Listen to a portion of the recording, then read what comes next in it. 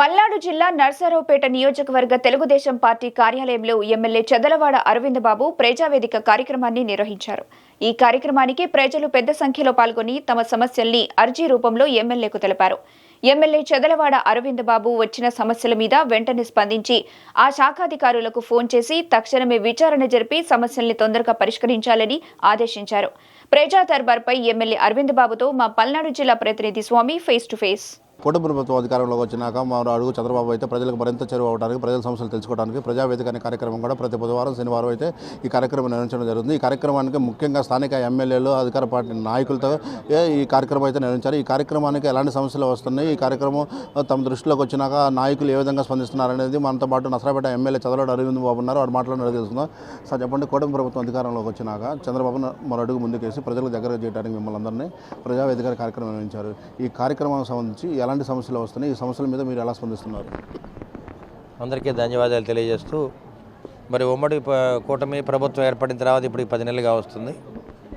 మరి చంద్రబాబు నాయుడు గారి ఆదేశాల మేరకు ముఖ్యమంత్రిగా, అదేవిధంగా పవన్ కళ్యాణ్ గారు ఉప ముఖ్యమంత్రిగా ప్రజలకి ఏదైతే ఇబ్బందులు ఉన్నాయో వారి సమస్యలు తీర్చడానికి గ్రీవెన్స్ డే పెట్టడం జరిగింది.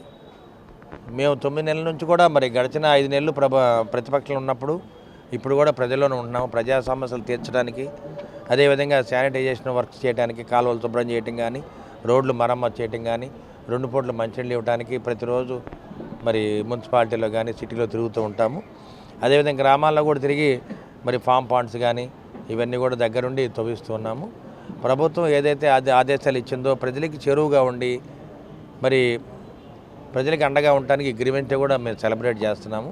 తప్పనిసరిగా ప్రభుత్వం ప్రజలిచ్చే అర్జీలను స్వీకరించి వాళ్ళకి సత్వరం న్యాయం చేయడానికి మేము ప్రయత్నం చేస్తాము. ఎక్కువ మంది ఇక్కడ ఇంటి స్థలాలు లేవని, పెన్షన్స్ లేవని అర్జీలు ఇస్తున్నారు కాబట్టి మేమందరం కూడా వీటిని తొందరగా పరిష్కారం ఆలోచించి తగిన అధికారులకి అందజేసి తప్పనిసరిగా సెంట్రల్ పార్టీ ఆఫీస్ నుంచి సహాయం తీసుకొని ప్రజల కోరికలు తీర్చడానికి మేము ప్రయత్నం చేస్తాము.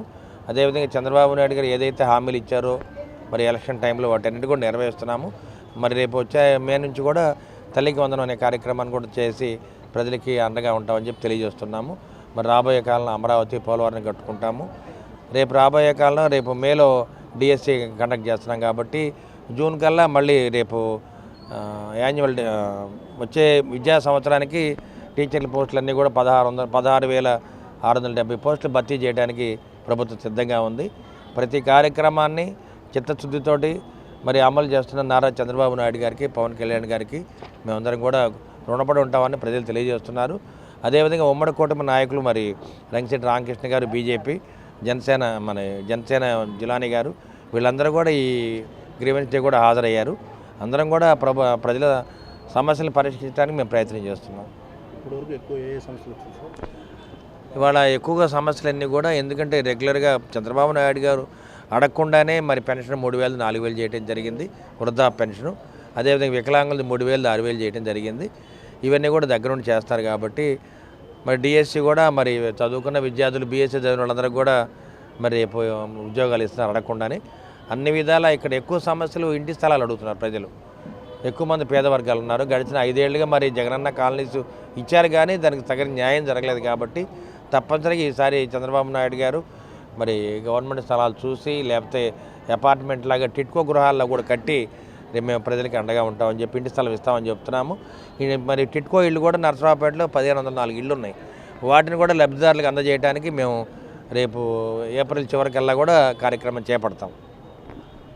ఇది మొత్తం మీద చూసుకున్నట్టయితే ప్రజావేదిక అనే కార్యక్రమంలో ప్రజలకు ఎక్కువగా ఇళ్ల స్థలాలకు సంబంధించి కానీ కొన్ని పెన్షన్లకు సంబంధించిన పనులు ఇవన్నీ కూడా వస్తున్నాయి. దాంతోపాటుగా అది త్వరగా నెరవేరుస్తామని చెప్పి తమ దృష్టికి వచ్చిన ప్రతి సమస్యను డిపార్ట్మెంట్కి సంబంధించిన అధికారులతో ఫోన్లో తనే స్వయంగా మాట్లాడి దాని మీద తక్షణమే ఎలాంటి సమస్య ఉన్నా ఏది ఉన్నా సరే నిర్ణయం తీసుకొని అధికారులను కూడా అక్కడ ఉన్న సమస్య దగ్గరికి వెళ్ళి ఆ సమస్యను క్లియర్ చేయమని కూడా స్థానిక ఎమ్మెల్యే అరవింద్ బాబు అయితే చెబుతున్నారు. దాంతోపాటుగా ఎక్కువ ఇళ్ల పట్టాలకు సంబంధించిన సమస్యలు ఎక్కువ వస్తున్నాయి. చంద్రబాబు నాయుడు గారు కూడా గత ప్రభుత్వంలో జగన్ కాలనీలు ఇచ్చారు కానీ ఇది సక్రమంగా ప్రజలకైతే అందుబాటులో ఇవ్వలేదు. వాళ్ళ కార్యకర్తలకే ఇచ్చుకున్నారు. ఈసారి టీడీపీ హయాంలో ఓన్లీ కార్యకర్తలకే, పేద ప్రజలకే ఇళ్లకు సంబంధించి స్థలాలకు సంబంధించినవి కానీ కూడా ఇస్తామని చెప్పి స్థానిక ఎమ్మెల్యే అరవింద్ బాబు అయితే చెబుతున్నారు. కెమెరామెన్ ఎలమంతో స్వామి, మెగానేని, పల్నాడు జిల్లా.